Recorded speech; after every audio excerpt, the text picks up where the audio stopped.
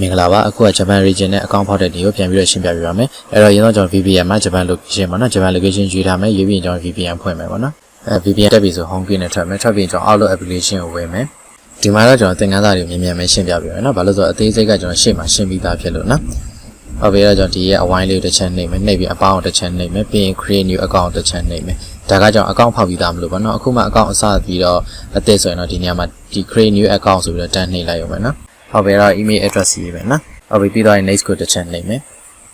ဒီနာမည်ကိုလက်မခံအောင်ဆိုကျွန်တော်နောက်ကနံပါတ်လေးတွေပြောင်းပေးလိုက်နော်โอเคဒါဆိုဒီနာမည်ကိုလက်ခံသွားဆိုကျွန်တော်ဒီနေရာမှာ password ရေးမယ်နော်အပြင်ကျွန်တော်ဒီအောက်က I would like information ဆိုအမှန်ချပြီးတော့ကျွန်တော်ဒီရဲ့ next ကိုတစ်ချက်နှိပ်မယ်ပြီးရင် first name last name ရေးမယ်နော်ပြီးရင် next ကိုတစ်ချက်နှိပ်မယ်ပြီးရင်ကျွန်တော်ဒီနေရာလေးကအရေးကြီးတယ်เนาะတချို့ကကျွန်တော်ဒီ Japan region နဲ့မရအောင်ဆိုတော့ဒီ Outlook application မှာကျွန်တော်ဒီ country region လေးရွေးခဲ့တာမျိုးကျွန်တော်ဒီ Japan မဟုတ်ရင်လည်းမရအောင်เนาะအဲ့တော့ဒီ country region မှာရေလုံးကျွန်တော် Japan ရွေးမယ်เนาะပြီးရင်ကျွန်တော် birthday date ကကျွန်တော်မှန်ဖို့တက်ဆိုင်အနည်းဆုံးကျွန်တော်ဒီ session နဲ့ပေါ့เนาะ session နဲ့အထက်ဖြစ်ရရင်เนาะပြီးရင် next ကိုတစ်ချက်နှိပ်မယ်ဒီနေရာလေးမှာ internet connection ပေါ်မူတည်ပြီးတော့အချိန်လေးစောင့်ပြီးလိုက်เนาะဒီတိုင်းပေါ်လာရင် next ကိုတစ်ချက်နှိပ်မယ်ပြီးရင်ကျွန်တော်ဒီရဲ့သူပြထားတဲ့ပုံစံလေးတွေရွှေ့ပေးလိုက်နော်ဒါကတော့ဖုန်းတစ်လုံးနဲ့တစ်လုံးနဲ့တူမှာမဟုတ် account တစ်ခါဖောက်တာနဲ့တစ်ခါလည်းမတူဘူးနော်ဒီမှာ73ပေါ့နော်နံပါတ်73မှာကတော့အင်ကြီးပုံစံလေးဖြစ်ရမှာဆိုရင်ဒီမှာနံပါတ်73အင်ကြီးရွေးလိုက်မယ်ပြီးနံပါတ်7ကဒီပုံစံလေးဒီစနစ်အတန်းသူ့ရဲ့ပုံစံလေးပေါ့နော်ဒီပုံလေးရပြီအဲ့တော့ဒီမှာ10ခုတော့ပြည့်သွားပြီတစ်ခါလေးကြောင့်ဒီ verification complete ဖြစ်ပြီးတော့နောက်တစ်ခါပြန်နှိပ်ခိုင်းတယ်နောက်တစ်ခါပြန်နှိပ်ခိုင်းရင်လည်းနောက်တစ်ခါပြန်နှိပ်ပေးလိုက်နော်တချို့ကတော့ကြောင့်ဒီ verification complete ဖြစ်သွားရင်တစ်ခါတည်းနဲ့ရတယ်ဒီမှာဆိုတစ်ခါတည်းနဲ့ရတယ်မရဘူးဆိုခုနလို try again ဆိုပြီးတော့အသစ်ပြန်နှိပ်ပေးလိုက်နော်ဒီတိုင်းရပြီဆိုအကောင့်ရပြီပြီးရင် okay တစ်ချက်နှိပ်လိုက် home key နဲ့ထွက်မယ်ပြီးရင်ကြောင့်ဒီရဲ့ Chrome ပေါ့နော် Chrome တစ်ချက်ပြန်နှိပ်မယ်တချို့ကဒီနေရာမှာမှားတာเนาะကျွန်တော် Chrome အဆင့်ကိုကြော်ပြီးတော့ကျွန်တော် TikTok application ကိုသွားပြီးတော့ဝင်တာပေါ့เนาะအဲ့တော့ Chrome မှာ Japan TikTok လို့ရိုက်ထည့်မယ်ပြီးဒီပေါ်တော့ TikTok ဆိုတဲ့ Japan စာတန်းလေးကိုတစ်ချက်နှိပ်မယ်ဒီအနီလေးကိုမနှိပ်ဘူးเนาะဒီအနီလေးနှိပ်မယ်ဆို TikTok application ကိုရောက်သွားမယ်ဒီအောက်ကဒီ Japan စာတန်းကိုနှိပ်မယ်နှိပ်ပြီးတော့ကျွန်တော်ဒီရဲ့ profile ပုံစံလေးတစ်ချက်နှိပ်မယ်ဟုတ်ပြီတော့ဒီဘာသာစကားပေါ့နော်ဂျပန်ဘာသာစကားဖြစ်နေတယ်အင်္ဂလိပ်ဘာသာစကားပြောင်းခြင်းလဲဆိုအဆက်30ကိုနှိပ်ပြီးကျွန်တော်ဒီပေါ်ဆုံးက language ကနေအင်္ဂလိပ်ဘာသာစကားယူလိုက်နော်ပြီးတော့ကျွန်တော်ဒီမှာ login တစ်ချက်နှိပ်မယ်ပြီးရင်ကျွန်တော်ဒီတချို့တွေကဒီနေရာမှာမှားတာရှိတယ်ဒါဘာလဲဆိုတော့အခုမှ account စပြီးအသစ်ဖွင့်မှာကျွန်တော်ဒီပေါ်က use email phone ဆိုပြီးတော့တစ်ခါလေးဝင်လိုက်တယ်တော့အဓိကကျွန်တော်ဒီ Outlook account မရသေးဘူး TikTok account မရသေးဘူးအဲ့တော့ TikTok account အရင်ဖွင့်ရမယ်ဒီအောက်မှာ don't have an account ပေါ့နော်အဲ့ဒါ sign as ဆိုတစ်ချက်နှိပ်လိုက်နှိပ်ပြီးကျွန်တော်ဒီပေါ်ဆုံးဟာပြီးကျွန်တော်ဒီမှာ battery တစ်ခုယူမယ်ပြီး next ကိုတစ်ချက်နှိပ်မယ်ပြီးတော့ဒီမှာဖုန်းနံပါတ်ရဲ့ email ဆို email ဘက်ကိုယူမယ်ပြီးနောက်ကကျွန်တော်ဒီ @outlook.com ပေါ့နော်ပြီးတော့ဒီအောက်ကအဆက်လေးကိုကျွန်တော်အမှန်ချင်းအနီလေးပေးမယ်ပြီးပြီးတော့ကျွန်တော်ဒီ next ကိုတစ်ချက်ဒီမှာကျွန်တော် password ထည့်မယ် password ကျွန်တော်ဒီအင်္ဂလိပ်စလုံးအကြီးအသေးရောနံပါတ်ကောပြီးနောက်က letter လေးတွေရောတစ်ခုခုထည့်ပြီးလိုက်နော်ဒါမှဒီအောက်ကစိတ်နှစ်ခုလုံးစိတ်မယ်ပြီးကျွန်တော် sign ကိုတစ်ချက်နှိပ်မယ်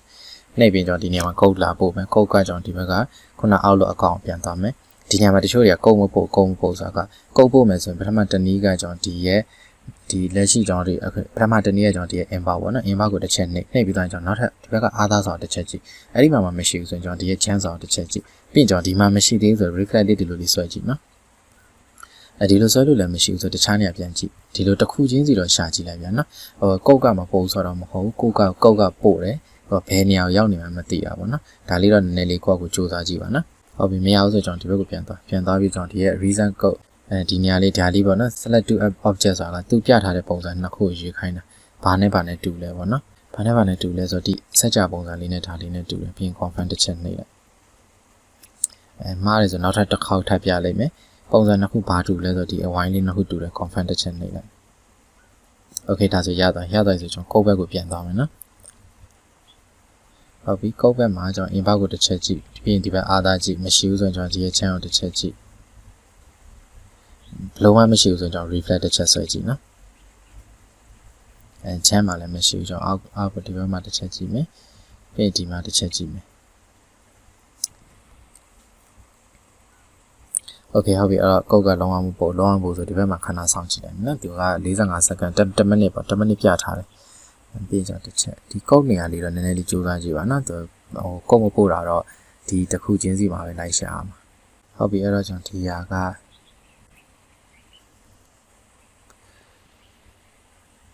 sorry ကျွန်တော်ဒီမှာ ဒီကျွန်တော်ဒီ Outlook account ရေးတဲ့ဟာမှားသွားလို့ကျွန်တော် back နဲ့ပြန်သွားမယ်နော်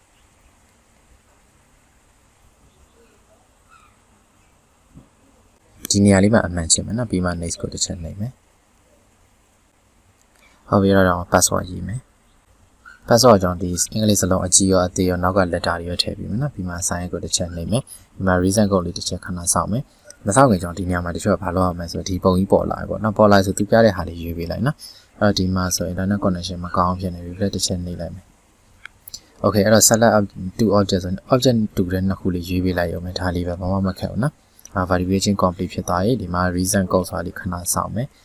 ဒီဘက်က code ကိုတောင်းမယ်နော်အဲ့တော့ code တောင်းပုံတောင်းနေရကျွန်တော် inbox ကိုတစ်ချက်ကြည့်မယ် inbox ပြီးမှကျွန်တော်ဒီဘက်က အာသာကိုကြည့်မယ်အဲ့လိုမှမရှိဘူးဆိုကျွန်တော်ဒီ channel ကိုတစ်ချက်ကြည့်မယ်နော်အဲ့တော့ code ကပို့တာတော့ပို့တယ်ဘယ်နေရာရောက်နေမှမသိတာတစ်ခုချင်းစီလိုက်ကြည့်နော်အဲ့တော့ဒီ code number ပေါ့နော်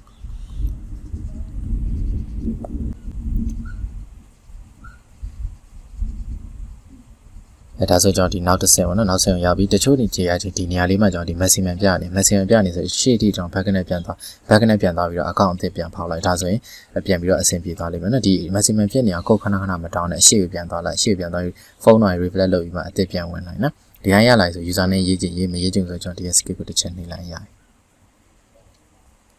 ဒါဆိုကျွန်တော်ဒီရဲ့ account ဒီမှာကျွန်တော်ဒီကနေတော့မဝင်တော့ဘူးနော်စကဒီကကျွန်တော် account ရသွား TikTok application မှာကျွန်တော်ဒီပုံမှန်အတိုင်းပဲ login တိုင်းပြီးတော့ဝင်လို့ရတယ် TikTok application မှာတော့ account တစ်ထပ်ပြီးတော့ဖောက်စရာမလိုအခုအသုံးပြုခဲ့တဲ့ user name ကကျွန်တော်ဒီ outlook.com ပါနော် outlook.com ရဲ့ password ရဲ့အဲ့ဒါနဲ့ကျွန်တော်တခါတည်းဒါ login ဝင်လို့ရသွားပြီနော်